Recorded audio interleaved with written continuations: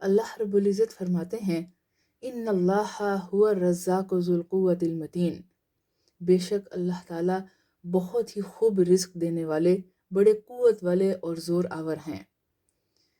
وَإِنَّ اللَّهَ لَهُوَ خَيْرُ الرَّازِقِينَ، and surely Allah is the best provider۔ اللہ الذی خلقکم ثم رزقکم، وہی ذات ہے جس نے تمہیں تخلیق کیا اور پھر تمہیں رزق دیا۔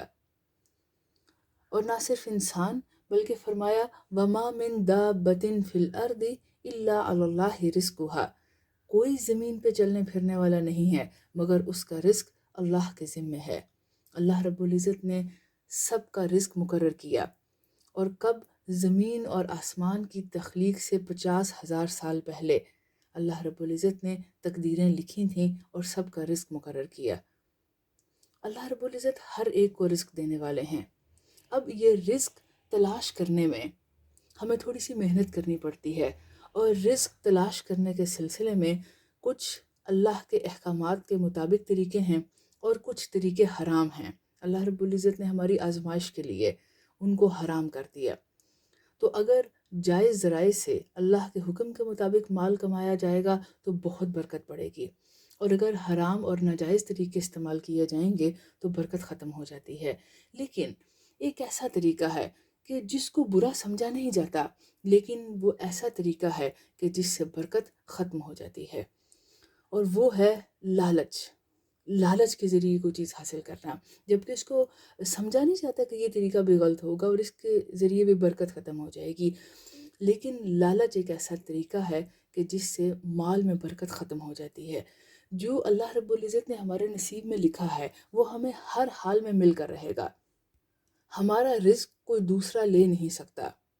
رسول اللہ صلی اللہ علیہ وآلہ وسلم نے فرمایا کہ جبرائیل نے میری طرف وحی کی کہ کوئی نفس اتنی دیر تک نہیں مر سکتا جب تک کہ اپنے حصے کا رزق مکمل نہ کر لے، اور اللہم لا مانع لما اعطیت ولا معطی لما منعت، اے اللہ جو آپ دے دیں اس کو کوئی روک نہیں سکتا، اور جس کو آپ روک دیں اس کو کوئی دے نہیں سکتا۔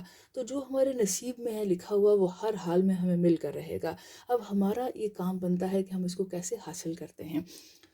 تو بخل اور لالچ ایک ایسا طریقہ ہے کہ جس سے مال میں برکت ختم ہو جاتی ہے۔ ہمیں ملنا تو ہے ہی، تو ہم اللہ پر توکل کر کے کیوں نہ لیں، اور ہم یہ چاہیں کہ اگر ہمارے نصیب میں ہوگا تو ہمیں مل جائے گا، ہم لالچ بالکل نہ کریں۔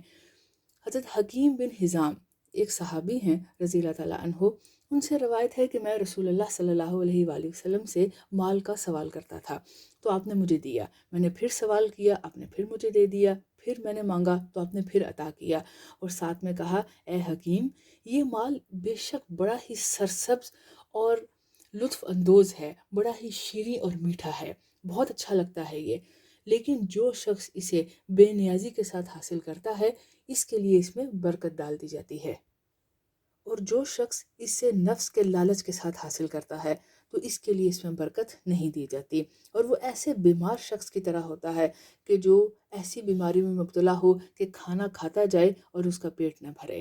اور یہ بھی ذہن میں رکھو کہ اوپر والا ہاتھ نیچے والے ہاتھ سے بہتر ہے، یعنی دینے والا ہاتھ لینے والے ہاتھ سے بہتر ہے۔